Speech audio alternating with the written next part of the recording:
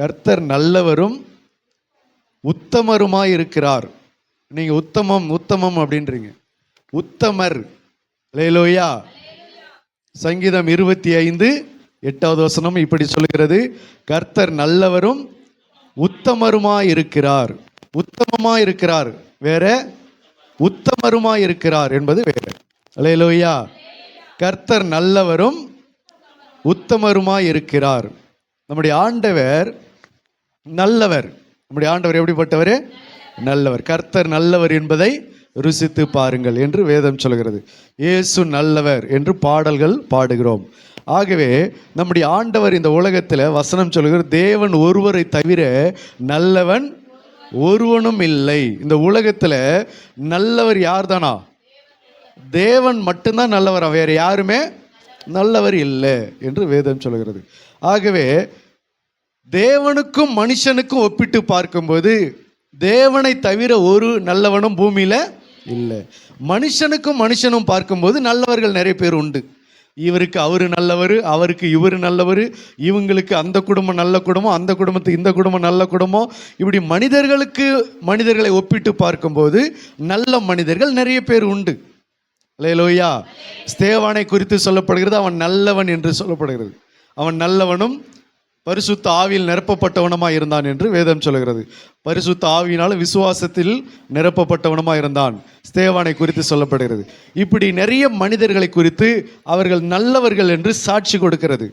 ஆனால் தேவனும் மனிதனும் ஒப்பிட்டு பார்க்கும்போது கர்த்தர் ஒருவரை தவிர நல்லவன் ஒருவனும் பூமியில் இல்லை. அப்போ இங்கே வேதம் சொல்கிறது, நம்முடைய ஆண்டவர் முதலாவது அவர் நல்லவர். அவர் எப்படிப்பட்டவர்? நல்லவர். அதோடு கூட இனவாம் இருக்கிறாரு, உத்தமருமாய் இருக்கிறார். உத்தமருமாய் இருக்கிறார். அல்லேலூயா. இந்த ரெண்டு குணமும் அவரிடத்துல இருக்குது. ஒன்று நல்லவரா இருக்கிறாரு, இன்னொன்று உத்தமருமா இருக்கிறாரு. இன்னைக்கு நம்ம எத்தனை பேர் நல்லவங்களா இருந்து உத்தமா இருக்கிறோம்? நிறைய பேர் கர்த்தருடைய பிள்ளைங்க நல்லவர்கள், நிறைய பேர் நல்லவர்கள். எப்படி நல்லவர்கள்? நிறைய நல்லவர்கள் தான். ஆனா உத்தமமா இருக்கிறாங்களா அப்படின்னு கேட்டா அங்கதான் கொஞ்சம் குளறுபடி ஆகுது. அல்லேலூயா. கர்த்தர் நம்முடைய வாழ்க்கையில் அவர் எதிர்பார்க்கிற காரியங்கள் என்ன அப்படின்னா, நீ நல்லவனா இருக்கணும், நல்லவளா இருக்கணும், நல்லவர்களா இருக்கணும், நல்லவர்களா வாழணும். அதே சமயத்துல நீ என்னவா இருக்கணும்? உத்தமருமா இருக்க வேண்டும், உத்தமர்களா வாழ வேண்டும். கர்த்தருடைய வழி உத்தமர்களுக்கு அரண். கர்த்தருடைய வழி உத்தமமா இருக்கிறது. ஆகவே நம்முடைய ஆண்டவர் உத்தமரா இருக்கிறார். அவர் உத்தமனுக்கு உத்தமரமா இருக்கிறார். அவர் தயவுள்ளவனுக்கு தயவுள்ளவரும், புனிதனுக்கு புனிதரும், உத்தமனுக்கு உத்தமமா இருக்கிறார். மாறுபாடு உள்ளவனுக்கு மாறுபடுகிறவராகவும் தோன்றுகிறார். அப்போ நம்முடைய ஆண்டவர் நல்லவர் என்பது மட்டுமல்ல, அவர் உத்தமருமா இருக்கிறார். அப்போ ஒன்று நம்ம புரிந்து கொள்ளணும், அநேக நேரங்களில் நம்ம எல்லாரும் நல்லவர்கள் தான். எல்லாரும் நல்லவர்கள் தான். நம்ம ஊரில் கேட்டால் நம்மளை எல்லாரும் என்ன சொல்லுவாங்க? நல்லவங்க தான் சொல்லுவாங்க. நம்ம குடும்பத்தில் கேட்டால் என்ன சொல்லுவாங்க? நல்லவங்க தான் சொல்லுவாங்க. நம்மளோடு பழகினவர்களை கேட்டால் நல்லவங்க தான் சொல்லுவாங்க. ஆனால் நம்முடைய இருதயத்தில் உத்தமமாக இருக்கிறோமா யாருக்கு தான் தெரியும்? கர்த்தருக்கு தான் தெரியும். நீ எந்தெந்த காரியத்தில் உத்தமம் இல்லாமல் இருக்கிற, கணவனுக்கும் மனைவிக்கும் உத்தமமா இருக்கிறா, உத்தமமா இருந்து உத்தமையா வாழ்கிறியா, உத்தமனா இருந்து குடும்பத்தை நடத்துகிறியா, உன்னுடைய பணத்துல உத்தமமா இருக்கிறியா, பொருளாதாரத்துல உத்தமமா இருக்கிறியா, உண்மையா இருக்கிறியா? அப்ப கர்த்தரோ இருதயத்தை பார்க்கிறார். வெளியில நம்ம நல்லவங்களா இருக்கிறோம், எல்லாருக்கும் நம்ம நல்லவங்களா தான் இருக்கிறோம், நல்லவங்களா தான் இருக்கிறோம், வாழுறோம். ஆனா கர்த்தரோ அவர் நல்லவர்களாய் மாத்திரமல்ல, அவர் உத்தமருமாய் இருக்கிறார். அப்போ நம்ம இடத்துல காணப்பட வேண்டிய முக்கியமான குணங்கள் என்னது? உத்தமம். அல்லேலூயா. நம்ம உத்தமமா இல்லைன்னு சொன்னா நம்முடைய ஆசீர்வாதம் யாருக்கு போயிடும்? நம்மை விட உத்தமமா இருக்கிறவங்களுக்கு போயிடும். சவுலுடைய ஆசீர்வாதம், சவுலுடைய ராஜ்யபாரம் யாருக்கு வந்தது? அவனை பார்க்கல அவனுடைய உத்தமமா இருக்கிற அவனுடைய தோழனாகிய தாவீதுக்கு வந்தது. வஸ்தியினுடைய ராஜ பதவி யாருக்கு வந்தது? அவளை விட உத்தமியாகிய எஸ்தருக்கு வந்தது. அப்போ நம்ம உத்தமமாய் வாழவில்லை என்று சொன்னால் நம்முடைய ஆசீர்வாதம் யாருக்கு போகும்? நம்மை விட உத்தமமா இருக்கிறவங்களுக்கு போய்விடும். ஆகையினால நல்லவர்களா இருக்கிறோமே அதோட திருப்தி அடையக்கூடாது. நான் தான் நல்லவங்களா இருக்கிறேனே, பார்க்குறவங்களாம் என்ன நல்லவங்கன்னு சொல்றாங்க, யார் பார்த்தாலும் என்ன நல்லவங்கன்னு தான் சொல்றாங்க, பரலோகம் அப்படி சொல்லுமா? லேலோயா. அப்போ மனுஷர்கள் நம்மளை நல்லவங்கன்னு சொல்றதுனால நம்ம திருப்தி அடையக்கூடாது. மனுஷர்கள் ஒரு குரூப் நம்மளை நல்லவங்கன்னு சொல்லும், இன்னொரு குரூப் நம்மளை கெட்டவங்கன்னு சொல்லி, இதை நீ எதை தீர்மானிப்ப? இதில் பரலோகம் எதை எடுக்கும்? ஒரு ஜனங்க என்ன பண்றாங்க, நம்மளை நல்லவங்கன்னு சொல்றாங்க, இன்னொரு கூட்ட ஜனங்க என்ன சொல்றாங்க, கெட்டவங்கன்னு சொல்றாங்க. நம்ம சொந்தக்காரங்களே எடுத்துங்க, ஒரு பகுதி ஜனங்க நம்மளை என்ன சொல்றாங்க, நல்லவங்கன்னு சொல்றாங்க, இன்னொரு குடும்பம் கெட்டவங்கன்னு சொல்லுது, அவங்கள அப்படின்றாங்க. அப்போ இந்த பூமியில இப்படிப்பட்ட இரு நிலை இருக்கிறது. ஆகவே பரலோகம் எப்படி நம்மளை எடுத்துக்கொள்ளும்? அப்போ பரலோகத்துக்கு முன்பதாக தான் நம்ம நல்லவர்களாய் மாத்திரம் அல்ல, உத்தமர்களாய் வாழ வேண்டியது அவசியமா இருக்கிறது. தாவீது சொல்லுகிறா, வாசிங்க சங்கீதம் 101:2 வாசிக்கலாம். சங்கீதம் 101:2. உத்தமமான வழியிலே விவேகமாய் நடப்பேன். முதல் காரியத்தை அவர் சொல்றாரு, உத்தமமான வழியில தான் நான் எப்படி நடப்பேன்? தாறுமாறா நடப்பேன்னு சொல்லல, விவேகமாய் நடப்பேன். என் இஷ்டப்படி நடப்பேன்னு சொல்லல, நான் விவேகமாய் நடப்பேன். அல்லேலூயா. நம்ம ஒரு ரோடு சரியில்லைன்னு சொன்னா பைக்கை எப்படி ஓட்டுவோம்? ஒரு பாதை, ஒரு காட்டு பாதை, அந்த ரோடு மேடு பள்ளமா இருக்கிறது, நல்ல ஒரு பாதையா இல்லாம இருக்கிறது, ஏகப்பட்ட மேடு பள்ளம் குண்டும் குழியுமா இருக்கிறது. அதில் நம்ம பைக்கை எப்படி ஓட்டுவோம்? தாறுமாறா ஓட்டுவோம், ரொம்ப ஸ்பீடாக ஓட்டுவோம். எப்படி ஓட்டுவோம்? ரொம்ப நிதானமாக பார்த்து. எவ்வளோதான் பைக் ஓட்டுற பைக் ரைடராக இருந்தாலும் அந்த இடத்துல எப்படி ஓட்டுறாங்க? கொஞ்சம் நிதானமாக ஸ்லோவாக பார்த்து ஓட்டுறாங்க. அப்போ ஒரு இது பைபாஸ் இருக்குது, நல்ல சூப்பரான ஒரு பைபாஸ் இருக்குதுன்னு வச்சுங்க, அதில் பைக் எப்படி ஓட்டுறாங்க? அதில் தான் வீலிங்லாம் பண்ணுறாங்க, அதில் தான் ரொம்ப தாறுமாறாக ஓட்டுறாங்க. ஏன்? பைக்கு ரோடு நல்லா இருக்குது சொல்லிட்டு அவர்கள் இஷ்டத்துக்கும் ஓட்டுறாங்க. ரோடு நல்லா இருந்தால் பைக் என்ன செய்கிறாங்க? இஷ்டத்துக்கும் தாறுமாறாக ஓட்டி ஆக்சிடென்ட் பண்ணுறாங்க. அல்லேலூயா. அப்போ ரோடு நல்லா இருந்தால் இஷ்டத்துக்கும் ஓட்டுவியா? தாவீது சொல்றாரு, உத்தமமான வழியில நான் எப்படி இருப்பேன்? விவேகமாய் நடப்பேன். வழி உத்தமமாக தான் இருக்குது, அந்த வழியில பிரச்சனை இல்லை, நல்லா தான் இருக்குது, நல்ல வழி, உத்தமமான வழி. ஆனாலும் அதில் நான் எப்படி நடப்பேன்? விவேகமாய் நடப்பேன். நீங்கள் கர்த்தருடைய வழியில வந்துட்டீங்க, ஆண்டவருடைய வழியில உட்கார்ந்துட்டீங்க, இங்கேயும் கூட நீங்க எப்படி நடக்கணும்? விவேகமாக தான் நடக்கணும். கர்த்தருடைய வழியில் வந்துட்டோம், இனிமேல் நமக்கு கண்ட இடமெல்லாம் ஆசீர்வாதம் தான் அப்படின்னு சொல்லி நம்ம கண்டபடி நடக்கக்கூடாது, விவேகமாய் நடக்க கற்றுக்கொள்ளணும். கர்த்தருடைய வழியாக இருந்தாலும் நம்ம அதில் விவேகமாய் நடக்க வேண்டும். அடுத்த காரியத்தை என்ன சொல்றாரு பாருங்க, எப்பொழுது என்னிடத்தில் வருவேன், என் வீட்டிலே உத்தம இருதயத்தோடு நடந்து கொள்வேன். என் வீட்டிலே உத்தம இருதயத்தோடு நான் என்ன செய்வேன்? நடந்து கொள்வேன். உத்தமமான வழியில எப்படி நடப்பேன்? விவேகமாய் நடப்பேன். ரெண்டாவது, என் வீட்டில் நான் எப்படி நடப்பேன்? உத்தம இருதயத்தோடு நடந்து கொள்வேன். நாமளா இருந்தா என்ன சொல்லுவோம்? எங்க வீடு நான் எப்படி வேணாலும் இருப்பேன். அதை யார் நீ கேட்குற? எப்படி? எங்க வீடு என் இஷ்டப்படி இருப்பேன், எங்க வீடு நான் என் இஷ்டப்படி வாழ்வேன், எங்க வீடு நான் என் இஷ்டப்படி பேசுவேன், எங்க வீடு என்ன கேட்க யாரும் இல்லை, இது நான் சம்பாரிச்ச வீடு, என்னுடைய வீட்டில் நான் எப்படி வேணாலும் இருப்பேன். ஆனால் தாவீது சொல்றாரு என்னென்ன, என்னுடைய வீட்டில் உத்தம இருதயத்தோடு நடந்து கொள்ள. இன்னும் எத்தனை பேர் நம்ம வீட்டில் உத்தம இருதயத்தோடு நடந்து கொள்கிறேன்? நம்ம வீடு தான், நம்மளை கேட்க போகிறது யாரும் இல்லை. நம்ம வீட்டில் நம்ம எப்படி வேணாலும் நடக்கலாம். ஆனால் தாவீது சொல்றாரு, என்னுடைய வீடாக இருந்தாலும் நான் எந்த இருதயத்தோடு நடக்கிறேன்? உத்தம இருதயம். அல்லேலூயா. நீங்க நம்ம வீடுன்றதுனால என்னென்னமோ பண்றாங்க ஜனங்க. நம்ம வீடு அவங்க வீடுன்றதுனால இன்னைக்கு அவர்களை கேட்க ஆள் இல்லை என்பதற்காக அவர்கள் வீட்டில் என்னென்னமோ காரியங்கள் நடந்து கொண்டு அவங்க வீட்டில் கொண்டு போய் என்ன சொல்றது, உத்தம இருதயத்தோடு நடந்து கொள்ளுகிற அந்த பழக்கம் இல்லை. அவங்கவுங்க வீட்டில் உட்காந்து ஃபோன் பேசுறது, அவங்கவுங்க வீட்டில் உட்காந்து டிவி கண்ட சினிமாவும் பார்க்கறது. காரணம், அவங்க வீடாம், அவங்க வீட்டில் அவங்க எப்படி வேணாலும் நடப்பாங்களாம். அல்லேலூயா. இப்போ நம்ம வீடாக இருந்தாலும் நம்ம இஷ்டப்படி என்ன செய்யக்கூடாது, நடக்கக்கூடாது. நம்ம வீட்டில் எப்படி வேணாலும் பேசிக்கலாமா? நம்ம வீட்டில் நல்லா பயங்கரமாக அசிங்கமாக பேசிட்டு சபையில் வந்து நம்ம உத்தமமாக நடக்கிற மாதிரி பக்தியாக நடக்கிற மாதிரி காமிச்சு கொள்ளலாமா?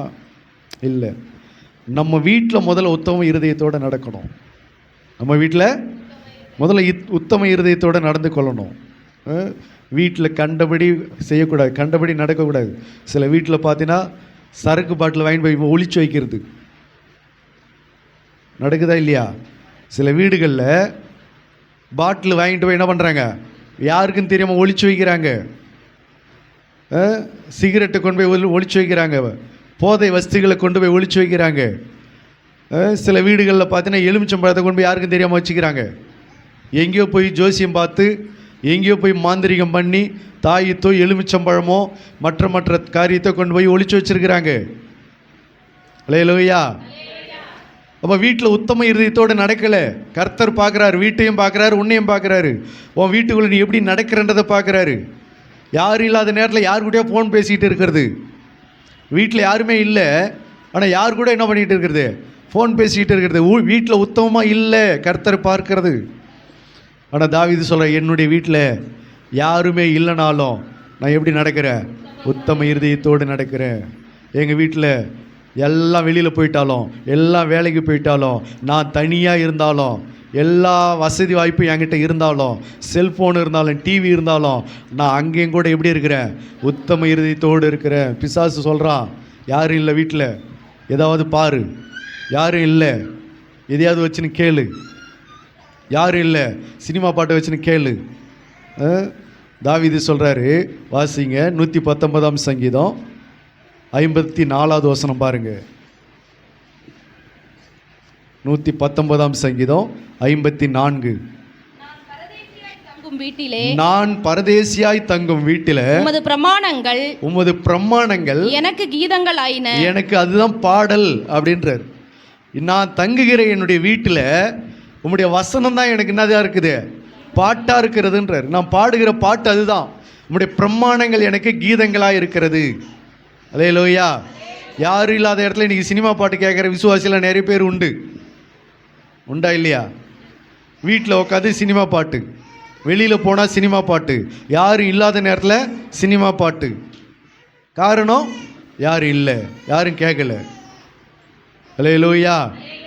ஆனால் அவர் என்ன சொல்கிறாரு, என்னுடைய வீட்டில் உம்முடைய பிரமாணங்கள் எனக்கு என்னவா இருக்கிறது, கீதங்கள். கீதங்கள்னா பாடல்கள். அப்போ யாருமே இல்லைனாலும் நீ என்ன பாட்டு கேட்கக்கூடாது, சினிமா பாட்டு கேட்கக்கூடாது. யாருமே இல்லைனாலும் உனக்கு என்ன பாட்டு தான், ஃபாதர் பெர்க்மன்ஸ் ஐயாவுடைய பாட்டு ஃபுல்லாக அவருடைய பிரமாணம் தான், அவருடைய வசனம் தான் இருக்குது. மற்ற பாடல்களில் கூட அதிகமாக வசனத்தை பார்க்க முடியாது. இந்த வந்த கதை போன கதையெல்லாம் சொல்லி பாடுற பாட்டெல்லாம் நிறைய உண்டு. ஆனால் பெர்க்மன்ஸ் ஐயாவுடைய பாடல்களில் ஃபுல்லாக வசனமாக தான் வரும். அல்லேலூயா. புரியுதுங்களா? அப்போது ஆண்டவருடைய பாடல்களை நம்ம கேட்டாலும் கூட அதிகமாக அவருடைய வசனங்கள் நிறைந்த பாடல்களை கேட்க கற்றுக்கொள்ளணும். அப்போது யாருமே இல்லாத வீட்டில் கூட யாருடைய பாடல்கள் தான் ஒலிக்கணும், இயேசு கிறிஸ்துவனுடைய பாடல். அவருடைய பிரமாணங்கள் நமக்கு கீதங்களாக இருக்க வேண்டும். அதுதான் சொல்கிறாரு, என்னுடைய வீட்டில் நான் உத்தம இருதயத்தோடு என்ன பண்ணுவேன், நடந்து கொள்வேன். யாரும் தான் இல்லையே, யார் வீட்டுக்கு அதையாவது பேசுவோம் என்ன? இப்போ யார் நம்மளை கேட்க போகிறா? அப்படியா? யாருமே இல்லை, யாரும் நம்மளை பார்க்க போகிறதில்ல, கேட்க போகிறதில்ல. யார் வீட்டுக்கு அதையே உட்காந்து பேசுவோம், யார் வீட்டை பற்றியாவது ஏதாவது குறைய சொல்லிக்கிட்டே இருப்போம். அப்படி இல்லை. வீட்டில் யாருமே இல்லைனாலும் உன் இருதயம் எப்படி இருக்கணும், உத்தமமாக இருக்கணும். பாத்ரூம் போனாலும், கிச்சனுக்கு போனாலும், பெட்ரூமுக்கு போனாலும், எந்த ஹாலுக்கு போனாலும் உன் இருதயம் எப்படி இருக்கணும், உத்தமமாக இருக்கணும். கண்டபடி அங்கே போய் பேசுறது, இங்கே போய் பேசுறது, அங்கே போயிட்டு அதை வைக்கிறது, இங்கே வந்து இதை மறைச்சி வைக்கிறது, இதை கொண்டு போய் அதில் மறைச்சி வைக்கிறது, இந்த மாதிரி காரியம்லாம் இருக்கக்கூடாது. அல்லேலூயா. அதுதான் சொல்கிறார், கர்த்தர் நல்லவரும் அவர் உத்தமருமாக இருக்கிறார். அப்போ நம்ம எல்லாம் ஒரு பக்கம் நல்லவர்கள் தான், ஆனால் இந்த மாதிரி காரியத்தில் உத்தமமாக இருக்கிறோமா ஆராய்ஞ்சு பார்க்கணும். எங்கள் வீட்டில் யாருமே இல்லை, நான் எந்த மாதிரி பேசுகிறேன், வீட்டில் ஒரு சண்டை வருது, உடனே அந்த வார்த்தைகள்லாம் எப்படி வருது, பாஸ்டர் இருந்தால் மட்டும்தான் இப்போ நல்ல வார்த்தை பேசணுமா? அப்படி ஏதாவது பைபிளில் இருக்கா? சபையில் மட்டும்தான் நல்ல வார்த்தை பேசணுமா? வீட்டில் நல்ல வார்த்தையை பேசக்கூடாதா? அப்போ யாருமே இல்லைனாலும், பாஸ்டரே இல்லைனாலும், விசுவாசிகளை கூடி வரலனாலும், நம்ம வீட்டில் வார்த்தைகள் முதற்கொண்டு எப்படி தான் பேச வேண்டியதாக இருக்குது? உத்தமமான வார்த்தைகள், நல்ல வார்த்தைகளை பயன்படுத்தி பேசணும். நிறைய விசுவாசிகளை நான் பார்க்குறேன் ஊழியத்தில், அவங்க வீட்டில் அவங்க பேசிக்கிற அந்த வார்த்தைகள்லாம் இருக்குது பாருங்கள், காது கொடுத்து கேட்க முடியும். அந்த மாதிரியான அருவருப்பான வார்த்தைகள்லாம் இன்றைக்கி நிறைய பேருடைய குடும்பத்தில் அது நடந்து கொண்டு இருக்கிறது. ஆனால் சபைக்கு வந்தால் ஐயா ஐயா சோதர ஐயா பிரைஸ்தலார். ஆனால் வீட்டில் போனால் நம்மள யாராவது அப்படி இருக்கிறீங்களா? அல்லேலூயா. எங்கே போனாலும், வீட்டில் இருந்தாலும், வீட்டில் யாருமே இல்லைனாலும் என்னவா இருக்கணும்? உத்தமமாக இருக்க வேண்டும். அல்லேலூயா. அதுதான் சொல்கிறார், என்னுடைய வீட்டில் உத்தம இருதயத்தோடு நான் என்ன பண்ணுவேன்? நடந்து கொள். அதுதான் நம்ம நல்லவர்களாக இருக்கிறது மட்டுமல்ல, உத்தமர்களாக இருக்க வேண்டும். கர்த்தருக்கு பிரியமில்லாத எந்த காரியத்தையும் வீட்டில் என்ன பண்ணக்கூடாது? செய்யக்கூடாது. வீட்டில் வைக்கக்கூடாது. வீட்டில் ஒளிச்சு வைக்கக்கூடாது, மறைச்சு வைக்கக்கூடாது. இதெல்லாம் யார் பார்க்க போகிறான்னு சொல்லிட்டு நம்ம வீட்டில் கொண்டு போய் கண்டதையும் எதையாவது கொண்டு போய் என்ன பண்ணக்கூடாது? ஒளிச்சு வைக்க கூடாது. அல்லேலூயா. சில பேர் சொல்லுவான், இதை கொண்டு போய் உங்கள் வீட்டில் வச்சிரு, நான் அப்புறமா வாங்கிக்கிறேன்னுவான். எங்கள் வீட்டுக்கு போனால் எங்கள் வீட்டில் திட்டுவாங்க, இதை கொண்டு உங்கள் வீட்டில் வச்சுனாரு, நான் அப்புறமா வாங்கிக்கிறேன் அப்படின்னு சொல்லி. அதை சில பேர் கொண்டு போய் வீட்டிலலாம் ஒளிச்சு வச்சு அவங்களுக்கு பாதுகாப்பாக எடுத்து கொடுக்கறது. அந்த மாதிரி வேலையெல்லாம் செய்யக்கூடாது. நம்முடைய வீட்டில், என் வீட்டில் எங்கும் என்னவா இருக்கிறேன்? உத்தம இருதயத்தோடு நடந்து கொள்வேன். அல்லேலூயா. நம்மளாக இருந்தால் அப்படியே சொல்ல மாட்டோம். என் வீடு, என் இஷ்டம், நான் எப்படி வேணாலும் பேசுவேன், ஏன் எப்படி வேணாலும் நடப்பேன், என்ன யார் கேட்குறது, அப்படிலாம் இருக்கக்கூடாது. நம்முடைய வீடாக இருந்தாலும் உத்தம இருதயத்தோடு நடந்து கொள்ள வேண்டும். கர்த்தர் நல்லவரும் உத்தமருமாயிருக்கிறார். இரண்டாவது காரியம், கர்த்தர் என்ன சொல்கிறார் பாருங்கள். சங்கீதம் 86:5. சங்கீதம் 86:5. ஆண்டவரே, நீர் நல்லவரும் மன்னிக்கிறவருமாயிருக்கிறீர். உம்மை நோக்கி கூப்பிடுகிற யாவர் மேலும் கிருபை மிகுந்தோருமாயிருக்கிறீர். மறுபடியும் வாசிங்க. நீர் நல்லவரும் மன்னிக்கிறவரும் உம்மை நோக்கி கூப்பிடுகிற யாவர் மேலும் கிருபை மிகுந்தோருமாயிருக்கிறீர். அல்லேலூயா.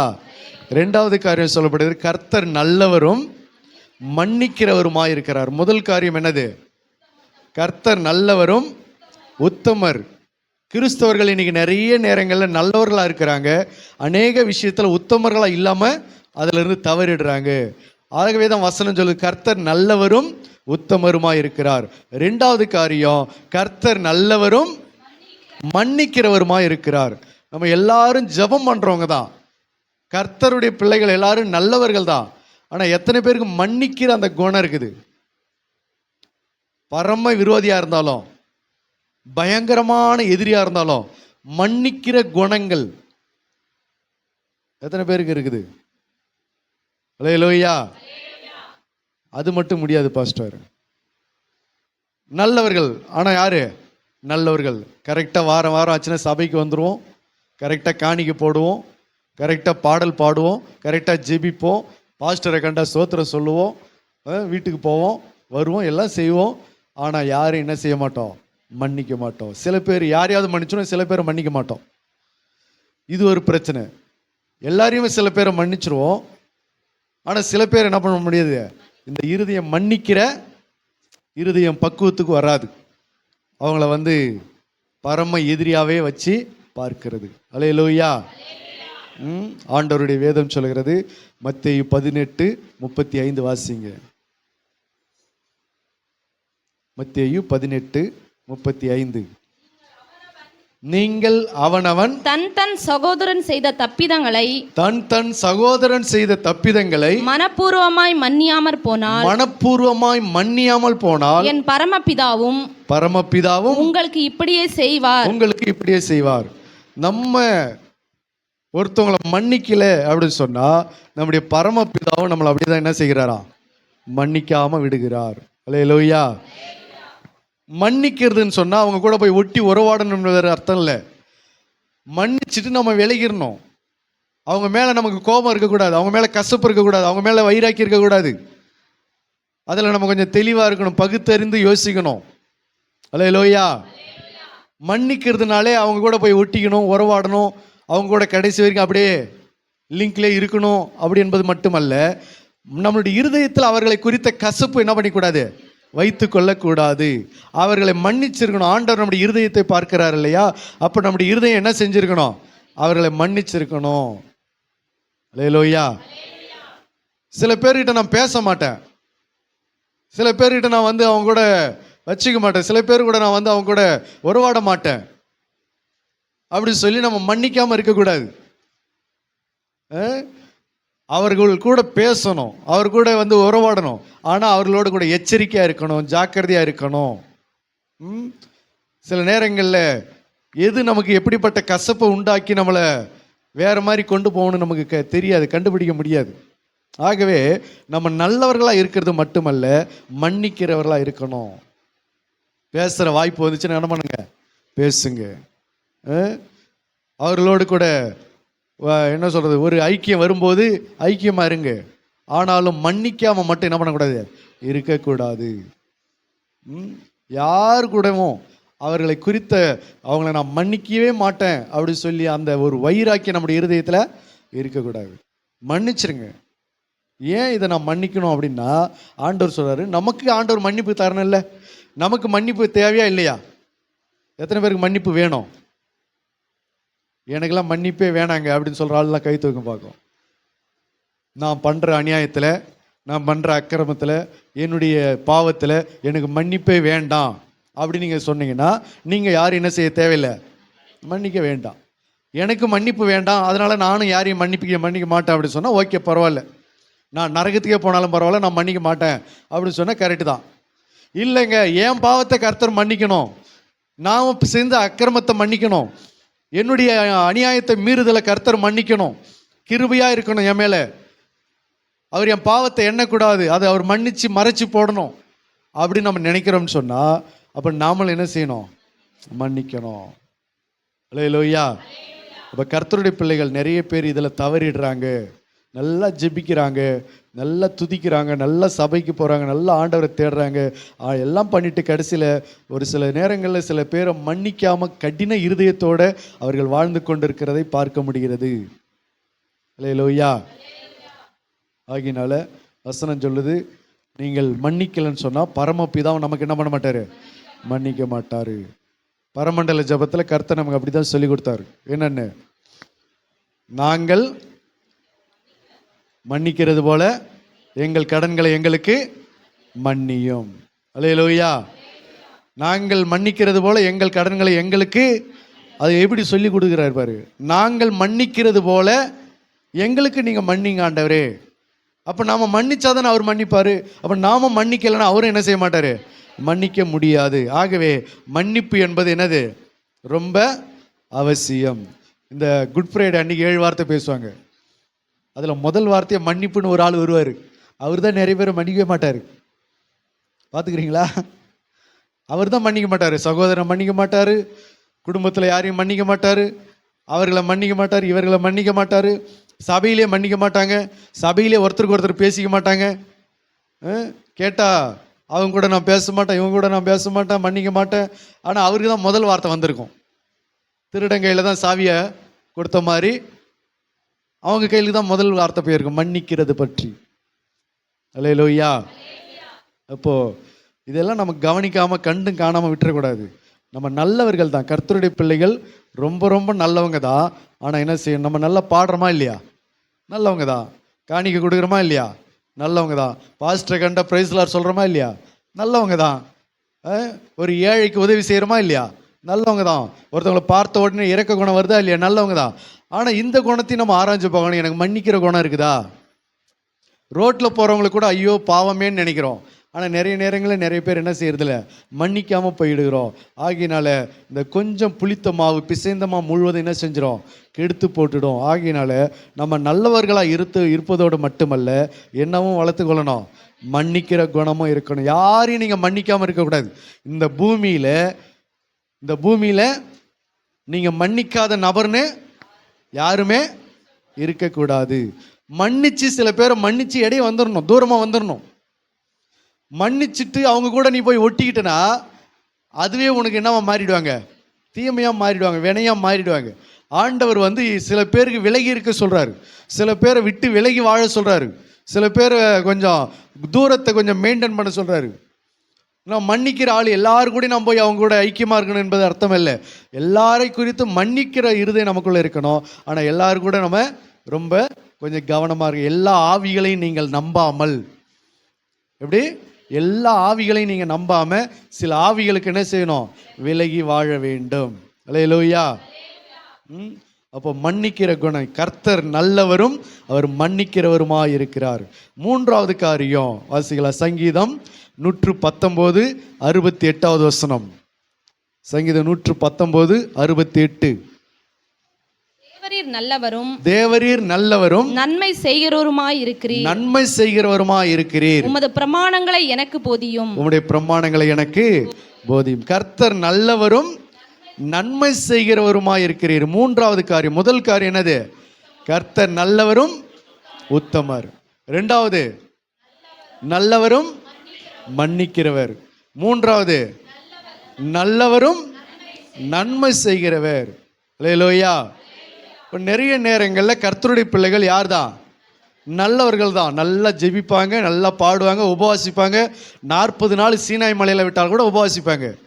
ஆனால் நன்மை செய்ய சொன்னால் தான் கொஞ்சம் என்னவா இருக்கும், கசப்பாக இருக்குது, கஷ்டமாக இருக்குது. ஐயோ நன்மை செய்யணுமா, அதெல்லாம் முடியாது அப்படி சொல்லி ஓடிடுறது.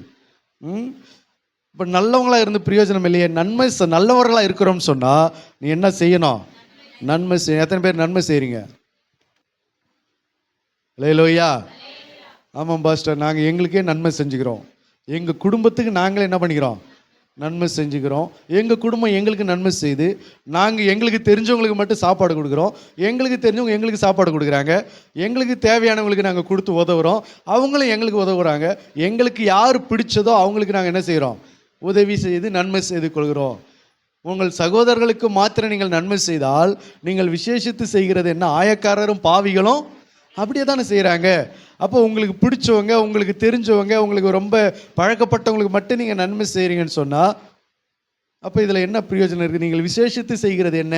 கர்த்தரை அறியாத ஜனங்களும் அப்படி தானே செய்கிறாங்க. அல்லேலூயா. அப்போ கர்த்தருடைய ஜனங்க நிறைய பேர் என்ன செய்கிறது இல்லைன்னா நன்மை செய்கிறது கிடையாது. என்ன செய்கிறதில்ல?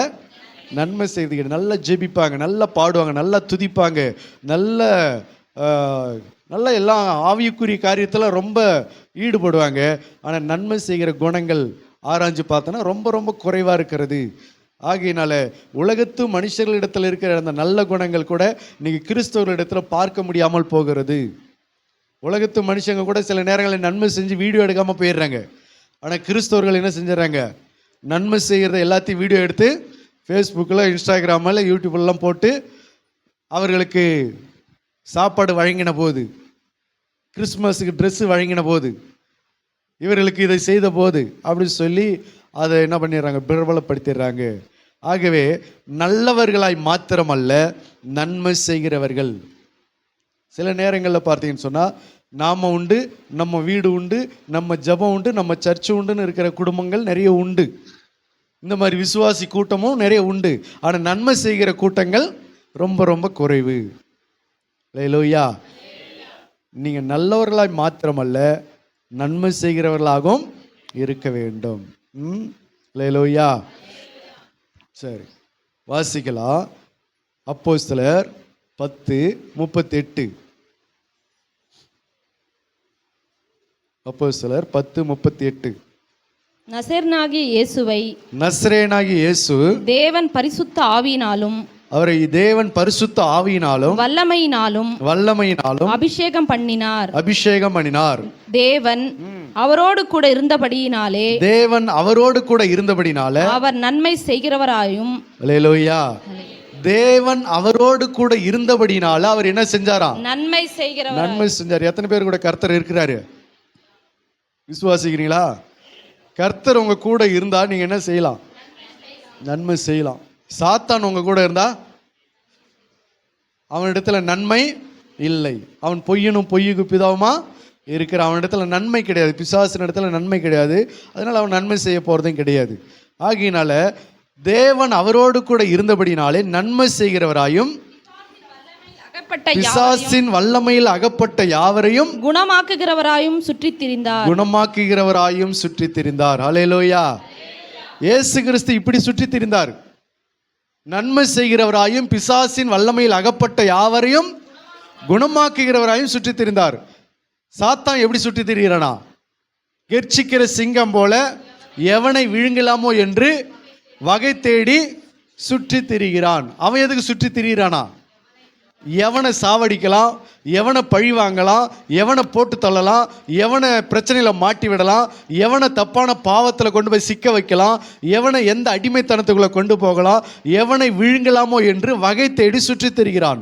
ஆனால் நம்முடைய ஆண்டவராக இயேசு கிறிஸ்து அவர் நன்மை செய்கிறவராக பிசாசின் வல்லமையில் அகப்பட்ட யாவரையும் குணமாக்குகிறவராயும் சுற்றி திரிந்தார். அப்போ கர்த்தருடைய பிள்ளைகள் பிசாசின் வல்லமையில் அகப்பட்ட யாவரையும் விடுதலை பண்ணும்படிக்கு சுற்றி திரியணும், நன்மை செய்கிறவர்களாய் சுற்றி திரியணும். அல்லேலூயா. நம்முடைய நோக்கம் என்னவா இருக்கணும்? எங்கே போனாலும் நன்மை செய்கிற நோக்கமாக இருக்கணும். எங்கே போனாலும் நன்மை செய்யணும். நன்மை செய்தால் மேன்மை இல்லையோ, நன்மை செய்யாதிருந்தால் பாவம் வீட்டு வாசற்படியில் படுத்திருக்கும். அப்போ நீ நன்மை செய்தால் என்ன உண்டு? மேன்மை உண்டு. அல்லேலூயா.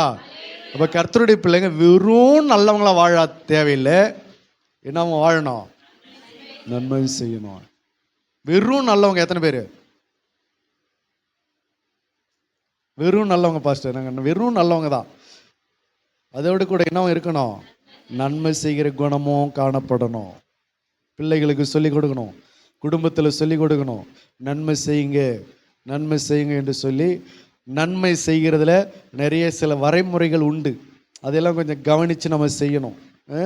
1 தெசலோனிக்கேயர் 5:15 வாசிக்கலாம்.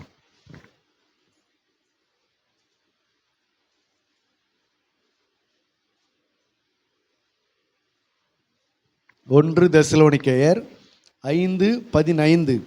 ஒருவனும் மற்றொருவன் செய்யும் தீமைக்கு தீமை செய்யாதபடிக்கு பாருங்கள், உங்களுக்குள்ளும் மற்ற யாவருக்குள்ளும் எப்பொழுதும் நன்மை செய்ய நாடுங்கள். நன்மை செய்வதற்கு சில ஆலோசனைகள் வேதம் நமக்கு வழங்குகிறது பாருங்க. உங்களுக்குள்ளும் மற்ற யாவருக்குள்ளும் நன்மை செய்ய, எப்பொழுதும் நன்மை செய்ய நாடுங்கள். ஏன் இந்த வார்த்தை இப்படி சொல்லப்படுகிறது அப்படி சொன்னால், இன்னைக்கு நீங்கள் அரசியல் கட்சிகளை நீங்கள் கவனித்து பார்த்தீங்கன்னு சொன்னால், இந்த அரசியல் கட்சிகளில் சிலர் என்ன செய்வாங்க அப்படின்னா, அரசாங்க சலுகைகள் சிலது வரும், அரசாங்கத்திலேருந்து சில நன்மைகள் வரும். அது அவங்க யாருக்கு மட்டும்தான் செய்வாங்கன்னு கேட்டால் அவங்க கட்சிக்கு மட்டும்தான் செய்வாங்க. அவர்களுக்கு ஓட்டு போட்டவங்களுக்கு மட்டும்தான் செய்வாங்க. அவர்களுக்கு ஆதரவு தெரிவித்தவங்களுக்கு மட்டும் செய்வாங்க அந்த நன்மைகளை. கொரோனா காலத்தில் லாக்டவுனில் அரிசி, பருப்பு, காய்கறி, நிறைய மளிகை பொருட்கள்லாம் நிறைய வழங்கப்பட்டது. அதில் அந்தந்த கட்சிக்காரர்கள் யார் யாரை கூப்பிட்டு வச்சு யார் யாருக்கு கொடுத்து யார் யாருக்கு முன்னாடி நின்று ஃபோட்டோ எடுத்தாங்க? அவங்கவுங்க கட்சிக்காரங்களை மட்டும் கூப்பிட்டு வச்சு அவங்கவுங்களுடைய கட்சிக்காரங்களுடைய கொடியோடு நிற்க வச்சு அவர்களுக்கு மாத்திரம் அந்த நன்மைகளை வழங்கினார்கள், ஃபோட்டோ எடுத்தாங்க, பத்திரிகைலாம் போட்டாங்க. அல்லேலூயா. அப்போ வசனம் சொல்லுது, நீங்கள் உங்களுக்குள்ள மாத்திரமல்ல மற்ற யாவருக்குள்ள என்ன செய்யுங்க? எப்பொழுதும் நன்மை செய்ய நாடுங்கள். அப்போ இந்த பழக்கம் யாருக்கிட்ட இருக்குது? அரசியல் கட்சிக்கிட்ட இருக்குது. அவர்களுக்குள்ள மட்டும் அந்த நன்மைகளை செஞ்சுக்கிறது. அது மட்டுமல்ல, சில ஜாதி கட்சி தலைவர்கள் இருக்கிறாங்க. யாரு? ஜாதி கட்சி தலைவர். அது அரசியலையும் உண்டு, சமுதாயத்திலையும் நிறைய பேர் உண்டு. அந்த ஜாதி கட்சி அதை தூக்கி நிறுத்துவாங்க. அவர்கள் என்ன செய்வாங்கன்னா, அவர்களுக்கு கிடைக்கக்கூடிய அந்த நன்மைகளை யாருக்கு மட்டும் தான் செய்கிறாங்க? அந்த ஜாதி, குறிப்பிட்ட அவர்களுடைய ஜாதிகளுக்கு மட்டும் என்ன செய்கிறாங்க? அந்த நன்மைகளை செய்து கொள்கிறாங்க. கேட்டால் என்ன சொல்கிறாங்க? அவங்களாம் ஏன் ஜாதிக்காரங்க, அவங்களுக்கு தான் நான் கொடுப்பேன், எல்லா ஜாதிகளுக்கும் கொடுக்க மாட்டேன், ஏன் ஜாதிகளுக்கு தான் இதெல்லாம் நான் சலுகை கொடுப்பேன். ஒரு அரசாங்கத்தில் சில வேலை வாய்ப்புகளை வழங்கணும், சில எம்எல்ஏக்கள், சில அதிகாரிகள் இருக்கிறாங்க. யாருக்கு மட்டும்தான் அந்த நன்மை செய்கிறாங்க? அவங்க ஜாதி ஆளுங்களுக்கு மட்டும் நன்மை செய்கிறாங்க. இது கிறிஸ்தவர்களுக்குள்ளே இது இருக்கணுமா? கிறிஸ்தவர்களுக்குள்ளே இந்த பழக்கம் இருந்துச்சுன்னா அவர்கள் கிறிஸ்துவனுடையவர்களா? இல்லையே. அவர்கள் உலகத்துக்குரியவர்கள். ஏன்னா உலகத்துக்குள்ள தான் இந்த மாதிரியான மார்க்க பேதங்கள்லாம் நிறைய உண்டு. அப்போ கர்த்தருடைய பிள்ளைகளுக்குள்ள இப்படிப்பட்ட பிரிவினைகளோடு கூட என்ன செய்யக்கூடாது? நன்மை செய்யக்கூடாது. அல்லேலூயா, அல்லேலூயா. இது சபைக்குள்ளே இன்னைக்கு நடக்கிறது. சபைக்குள்ளவும் சில ஊழியக்காரங்க என்ன செய்கிறாங்க? அந்த சபைக்குள்ளவே விசுவாசிகளை தனித்தனியாக பிரிக்கிறது. இவங்கெல்லாம் நம்ம ஜாதி சேர்ந்த கிறிஸ்தவங்க, அவங்களாம் நம்ம ஜாதி இல்லாத கிறிஸ்தவங்க அப்படின்னு சொல்லி சபைக்குள்ளவே இந்த மாதிரி ஜாதி பிரிவினையை ஏற்படுத்தி ஒரு சமீபத்தில் ஒரு யூடியூப்பில் ஒரு பிரச்சனை வந்துச்சு. என்ன அப்படின்னு கேட்டால், சபை பாஸ்டர், சபை போதகர் என்ன பண்ணுறேன்னா, அவங்க ஜாதிகார வீட்டுக்கு மட்டும் போய் ப்ரேயருக்கு போயிட்டு அவங்க வீடு வீடாக உட்காந்து அவங்களுக்கு மட்டும் கவுன்சிலிங் கொடுத்துட்டு அவங்களுக்கு மட்டும் ஆதரவு தெரிவித்து சபையின் மூலமாக வரக்கூடிய நன்மைகள் அவர்களுக்கு மாத்திரம் சொல்லி கொடுத்துட்டு அப்படி போகிற போக்கில் போனாங்கன்னு சொல்லி நியூஸில் நிறைய போட்டாங்க. ஆகையினால இன்னைக்கு சபை ஊழியக்காரர்கள் கூட இந்த வேலைகளை செய்யறதுக்கு துணிகரம் கொண்டு இருக்கிறாங்க. என்ன? நம்ம ஜாதி சனங்களுக்கு மட்டும் நம்ம கொடுக்கணும். சபைக்கு ஒரு ஃபண்டு வருதா, சபைக்கு ஒரு நன்மைகள் வருதா, யாரோ ஒருத்தவங்க ஸ்பான்சர் பண்ணுறாங்களா, அதை யாருக்கு மட்டும் எடுத்து கொடுக்குறது? அவங்க ஜாதி ஜனங்களுக்கு மட்டும் எடுத்து கொடுக்குறது. யார் இது? இந்த வேலையை செய்கிறது யார்? சபை பாஸ்டர். நீங்கள் கேள்விப்பட்டிருக்கீங்களா? இல்லை, தெரியல. ஆனால் நான் கேள்விப்பட்டிருக்கிறேன். அல்லேலூயா. அந்த சபை விசுவாசி என்கிட்ட வந்து நேராக சொன்னதுனால தான் உங்களுக்கு நான் சொல்கிறேன். சபை பாஸ்டர் இப்படி பண்ணலாமா ஐயா அப்படின்னு. அதனால தான் வசனம் சொல்லுது, நீங்கள் உங்களுக்குள்ளும் உங்கள் ஜாதியோ உங்கள் இனமோ உங்களுடைய சொந்தமோ உங்களுடைய பந்தமோ உங்களுக்குள்ள மட்டுமல்ல மற்ற யாவருக்குள்ளும் என்ன செய்யுங்க? எப்பொழுதும் நன்மை செய்ய நாடுங்கள். அல்லேலூயா. இப்போ இது ஜாதி பிரச்சனை மட்டும் இல்லை, சொந்தம் அல்லாதவங்க, ரொம்ப நெருங்கினவங்க, ரொம்ப நெருக்கம் இல்லாதவங்க, இது ஒரு தனி பிரிவு. அல்லேலூயா. பாஸ்டருக்கு ரொம்ப நெருக்கமானவங்க, பாஸ்டருக்கு நெருக்கம் இல்லாதவங்க, அந்த அடிப்படையில் நன்மை செய்வது உண்டு. அப்படி குடும்பத்தில் யாராவது செய்கிறீங்களா? உங்கள் வாழ்க்கையில் அப்படி செய்கிறீங்களா? உங்களுக்குள்ளும் நீங்கள் நன்மை செய்யுங்க, மற்ற யாவருக்குள்ளும் என்ன செய்யுங்க? நன்மை செய்யுங்க. அதுதான் வேதம் நமக்கு போதிக்கிற வரைமுறைகள். என்னுடைய இனத்துக்கும் நன்மை செய்ய, என்னுடைய இனத்துக்கு அல்லாதவங்களுக்கு என்ன செய்ய? நன்மை செய். அதான் சமநிலை. அதான் தேவனுடைய பார்வைக்கு சமநிலை பிரமாணம். அப்போ நமக்கு நன்மை செய்யணும், நம்ம குடும்பத்துக்கு நன்மை செய்ய, மற்ற குடும்பத்துக்கு என்ன செய்ய? நன்மை செய். உன்னுடைய சகோதரர்களை மாத்திர நீ வாழ்த்துவாயானால் நீ விசேஷித்து செய்கிறது என்ன? சத்துருவா இருந்தாலும் அவங்களுக்கு என்ன பண்ண? நன்மை செய்ய பாரு. உன் சத்துருவனுடைய கழுதை குழியில விழுந்து போனால் அதை என்ன பண்ண? தூக்கி விடுன்னு வேதம் சொல்லுகிறது. ஆடோ மாடோ ஏதோ ஒன்று குழியில விழுந்துச்சுன்னா அதை என்ன பண்ண? கண்டு காணாம போகாத. அது சத்துருவா இருந்தாலும் பரவாயில்ல, அந்த அவனுக்கு நன்மை செய். நன்மை செய்வதில் பல விதமாக நன்மை செய்யலாம். ஒன்று, நம்முடைய பணத்தினால நன்மை செய்யலாம். இன்னொன்று, நம்முடைய பொருளாதாரத்தினால நன்மை செய்யலாம். இன்னொன்று, நம்முடைய சரீரத்தினால நன்மை செய்யலாம். இன்னொன்று, நம்முடைய வாயின் வார்த்தையினால நன்மை செய்யலாம். இன்னொன்று, நம்முடைய பதவியை வச்சு நன்மை செய்யலாம். இன்னொன்று, இப்படி போய்கிட்டே இருக்குது. பதவியை வச்சு ஒருத்தவங்களுக்கு என்ன பண்ண முடியும்? நன்மை காண்பிக்க முடியும், நன்மை செய்ய முடியும். நம்முடைய பதவியை ஒருத்தவங்களுடைய வாழ்வாதாரத்துக்கு, ஒருத்தவங்களுடைய முன்னேற்றத்துக்கு நம்முடைய பதவியை பயன்படுத்த முடியும். அரசியல் தலைவர்கள் இன்னைக்கு நிறைய அதை செய்யலாம். ஆனால் நிறைய பேர் அதை என்ன பண்ணுறதில்ல, செய்யறது கிடையாது. பணம் வாங்கிக்கிட்டு செய்கிறாங்க. ஒருத்தவங்களை ஒரு ஏழைக்கு ஒரு வேலை வாய்ப்பு ஏற்படுத்தி கொடுங்கன்னா லட்சக்கணக்கில் என்ன பண்ணுறாங்க? பணத்தை வாங்கி கொண்டு தான் அந்த வேலையை கொடுக்குறாங்க. அவர்கள் அந்த பதவியை ஒரு கையெழுத்து போட்டால் போதும், அந்த பதவியில் அவங்களுடைய பதவிக்கு அந்த கையெழுத்து என்ன பண்ணுவோம்? ஒருத்தவங்களுக்கு வேலை வழங்கும், அது செல்லுபடி ஆகும், ஒருத்தவங்களுக்கு நன்மையாக போய் முடியும். அப்போ நம்முடைய பதவி, நம்ம இடத்துல பதவி இருக்கிறது என்று சொன்னால் இந்த பதவியை வச்சு நம்ம என்ன செய்யலாம்? மற்றவங்களுக்கு நன்மை செய்யலாம். நமக்கு நல்ல வாய் இருக்குது, வாயை வச்சு ஒருத்தவங்களுக்கு நன்மை செய்யலாம். எப்படி வாயை வச்சு நன்மை செய்யலாம்? ஒருத்தவங்களுக்காக பரிஞ்சு பேசலாம், ஒருத்தவங்களுக்காக நல்ல விதமாக அவங்களை எடுத்து சொல்லலாம், அவங்களுக்கு ஒருத்தவங்களுக்கு வழிகாட்டி விடலாம், ஒருத்தவங்களுக்கு நல்ல ஆலோசனை சொல்லலாம். அது அவங்களுக்கு நன்மை தானே. எங்களுக்கு நன்மை காண்பிப்பவன் யார்? அல்லேலூயா. அப்போ நம்ம வாய் வார்த்தை நிறைய வீணான வார்த்தைகள்லாம் பேசுகிறோமே.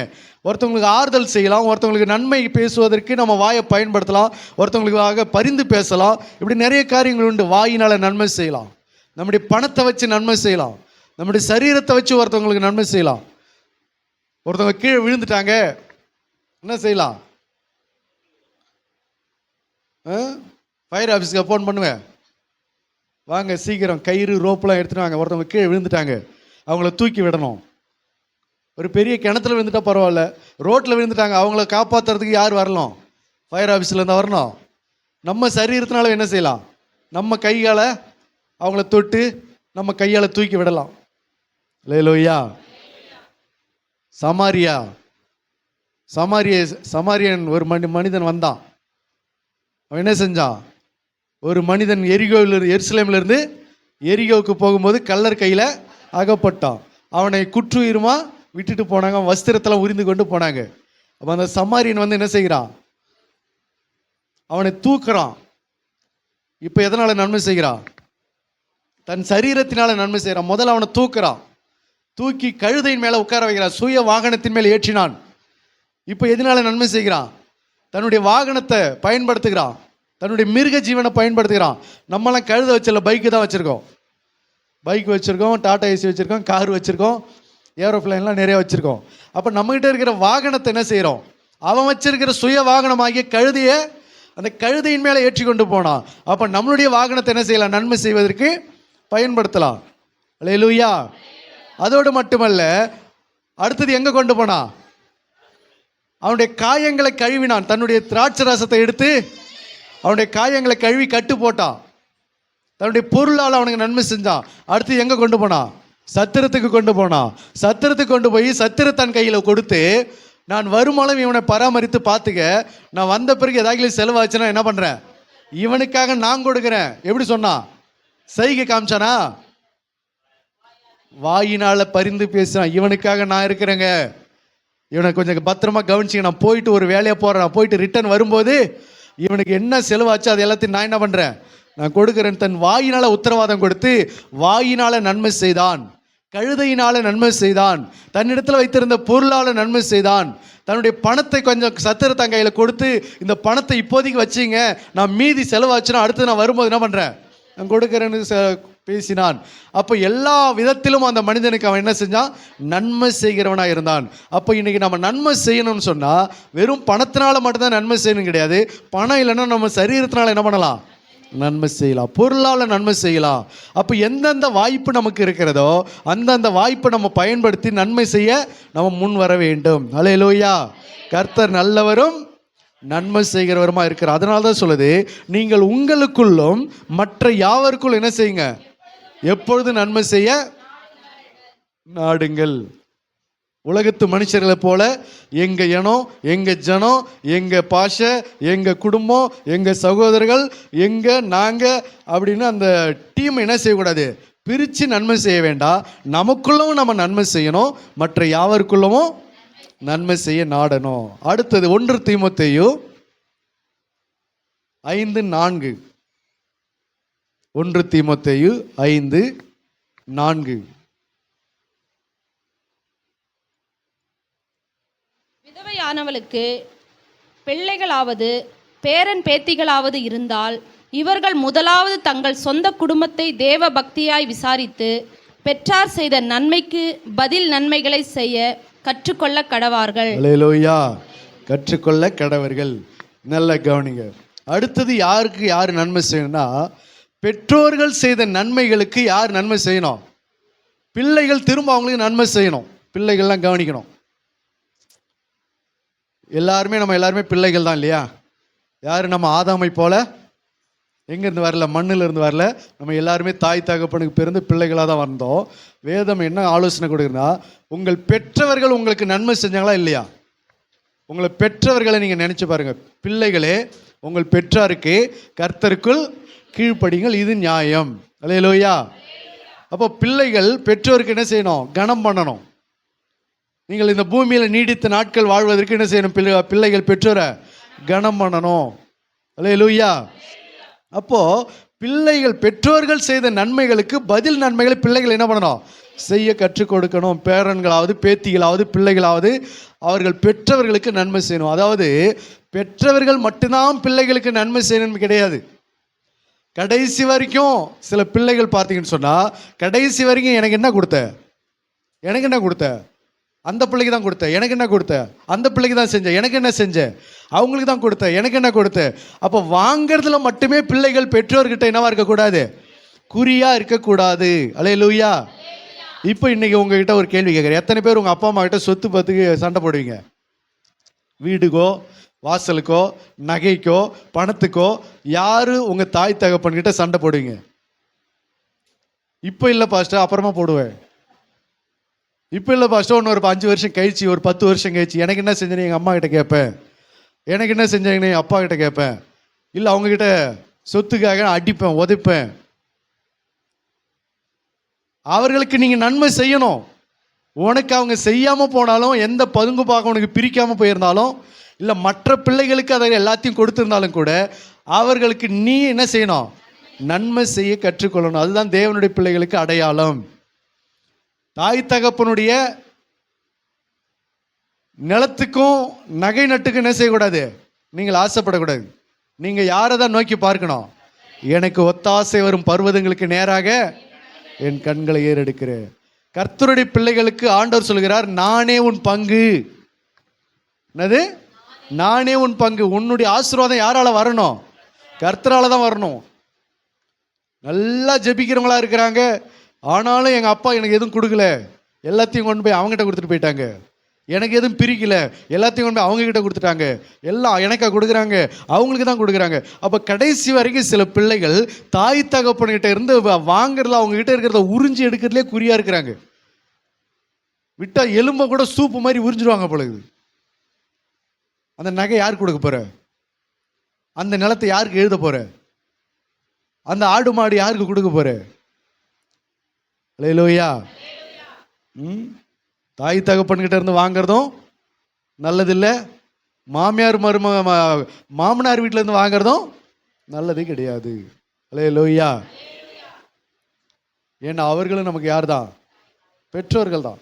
அப்போ பெற்றோர்களுக்கு நீங்கள் தான் என்ன செய்யணும்? நன்மை செய்யணும். எவ்வளோ நன்மைகள் உங்களுக்கு செய்து சின்ன வயசுலேருந்து உங்களை எவ்வளோ தூரம் பாதுகாத்துருக்குறாங்க யோசிச்சு பாருங்க. சின்ன வயசுலேருந்து உங்களை எவ்வளோ தூரம் பாதுகாத்து உங்களை படிக்க வச்சு உங்களை ஆளாக்கி எந்தெந்த சூழ்நிலையில் எப்படியெல்லாம் உங்களை பொத்தி பொத்தி வளர்த்து உங்களை ஆளாக்கி இருக்கிறாங்க. உங்களுக்காக ஏதாவது ஒன்றுனா அவங்களுக்கு துடிச்சு போதா இல்லையா? அப்படிப்பட்டவங்களுக்கு அவங்கக்கிட்ட நீங்கள் நன்மை எதிர்பார்க்கக்கூடாது.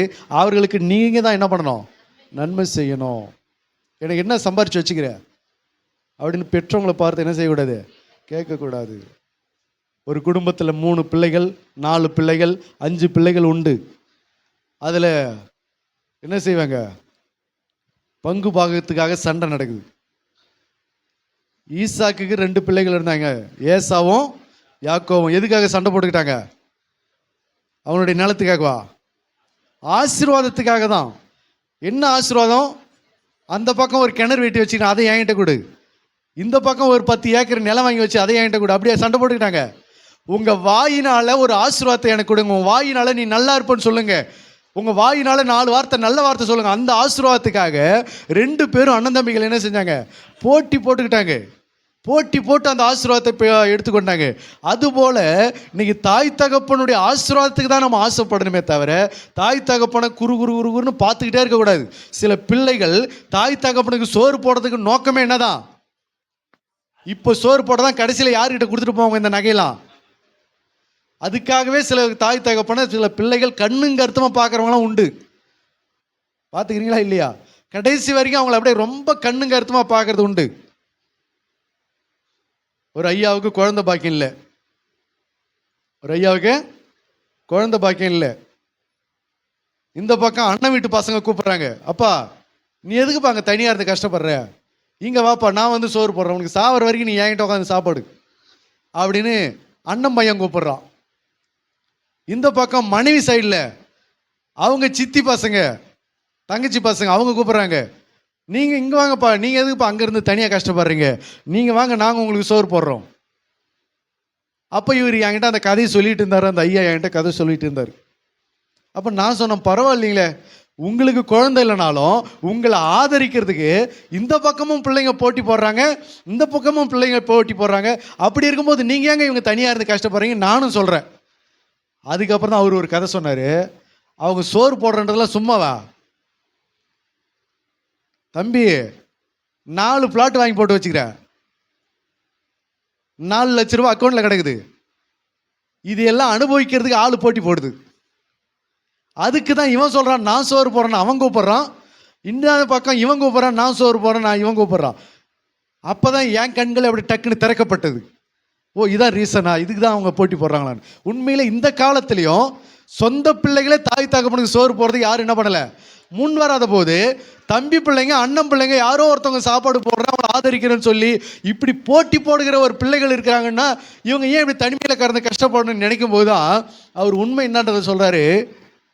அவங்க என் மேலே உள்ள பாசத்தினால கூப்பிடல, இந்த சொத்து அவங்க பெற்றுக்கொள்ளன்றதுக்காக என்ன பண்ணுறாங்க, போடுறாங்க, கூப்பிடுறாங்க, சாப்பாடு கொடுக்குறேன்னு சொல்கிறாங்க.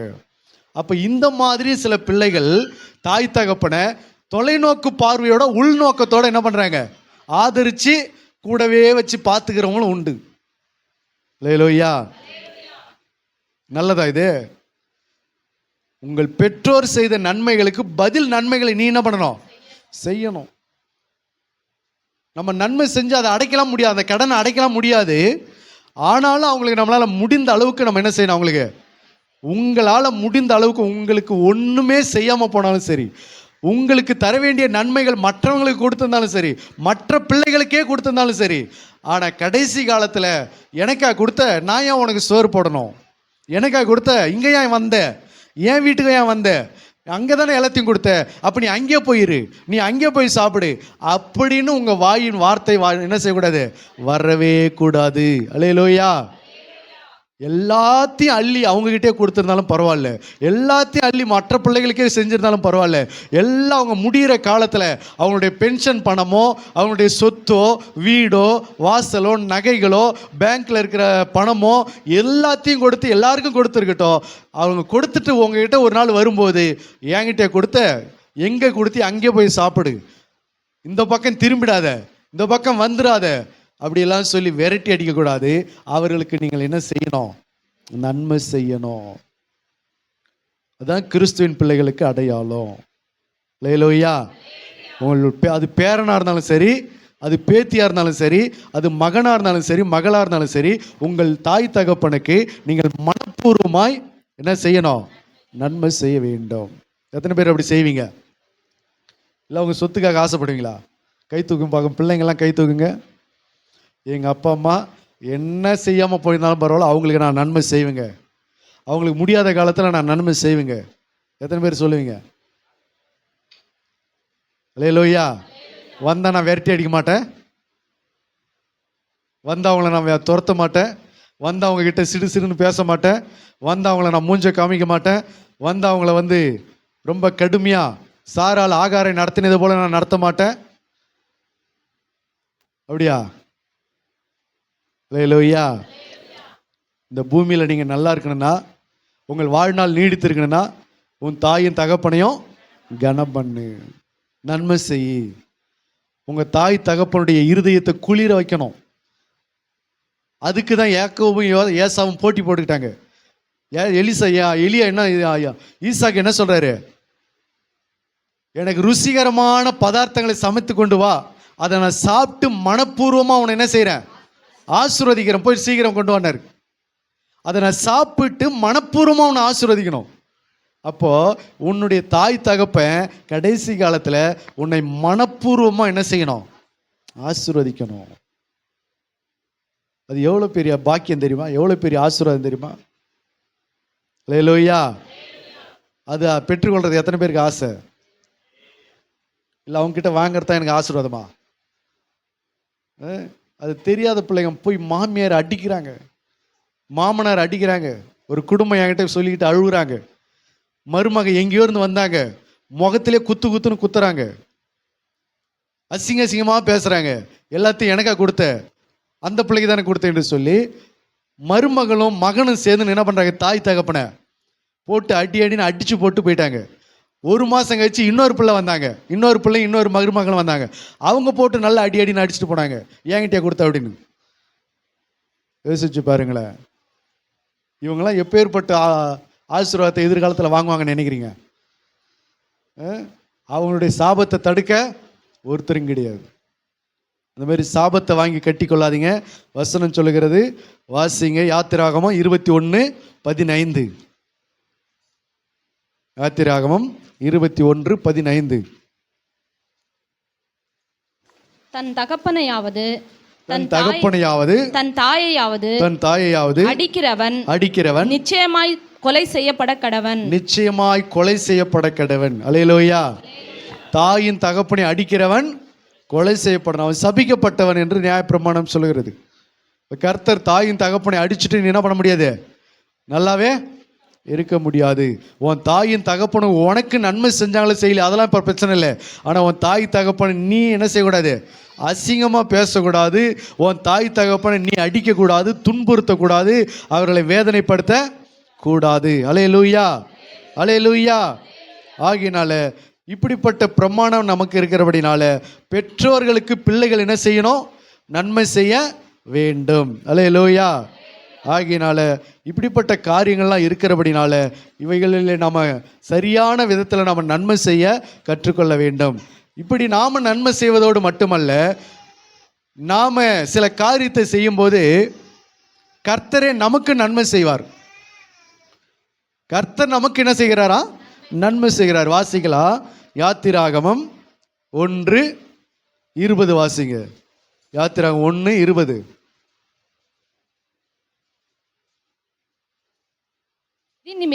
இது நிமித்தம் தேவன் மருத்துவச்சிகளுக்கு நன்மை செய்தார். அல்லேலூயா.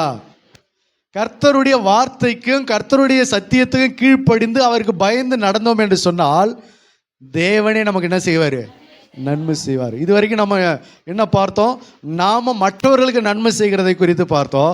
ஆனால் இங்கே வேதம் சொல்லுகிறது தேவன் மருத்துவச்சிகளுக்கு என்ன செஞ்சாரா, நன்மை செய்தார். ஏன்னா அவர்கள் தேவனுக்கு பயந்ததினால, தேவனுக்கு பயந்து அவருடைய சத்தத்துக்கு செவி கொடுத்து அந்த எபிரேய ஆண் பிள்ளைகளை கொல்லாமல் போனதுனால, ராஜாவினுடைய கட்டளையை மீறி தேவனுக்கு பயந்து நன்மை செய்தபடினால கர்த்தரே அவர்களுக்கு என்ன செய்தாரா, நன்மை செய்தார். அப்போ கர்த்தருடைய சத்தியத்துக்கு நீ கீழ்ப்படிவா என்று சொன்னால் உனக்கு யாரே நன்மை செய்வார், கர்த்தரே நன்மை செய்வார். அல்லேலூயா. இப்போ கர்த்தர் உனக்கு நன்மை செய்யணும்னா நீ அவருடைய வார்த்தையின்படி மற்றவர்களுக்கு நன்மை செய்ய வேண்டும். இன்னொரு வசனம் இருக்குது, சங்கீதம் 34:14 வாசிங்க. தீமையை விட்டு விலகி நன்மை செய். சங்கீதம் 34:14. தீமையை விட்டு விலகி நன்மை செய். சமாதானத்தை தேடி அதை தொடர்ந்து கொள். கர்த்தர் சொல்லுகிறபடியெல்லாம் நீ நன்மை செய்யும் போது கர்த்தரே உனக்கு என்ன செய்கிறாரு, நன்மை செய்கிற தேவனாக இருக்கிறார். ஹல்லேலூயா. அதனால தான் சொல்லுது, நம்முடைய ஆண்டவர் நல்லவர் மட்டுமல்ல, அவர் நன்மை செய்கிறவராகவும் இருக்கிறார். கர்த்தர் நல்லவரும் நன்மை செய்கிறவருமா இருக்கிறார். அப்போ 3 காரியங்கள். 1, கர்த்தர் நல்லவரும் உத்தமரும். 2வது, கர்த்தர் நல்லவரும் மன்னிக்கிறவரும். 3வது காரியம், கர்த்தர் நல்லவரும் நன்மை செய்கிறவருமா இருக்கிறார். அப்போ இந்த 3 காரியங்களை நிலைத்திருங்க. கர்த்தர் உங்களுக்கும் நன்மை செய்வார். கர்த்தர் உங்களை ஆசீர்வதிப்பாராக. ஆமென்.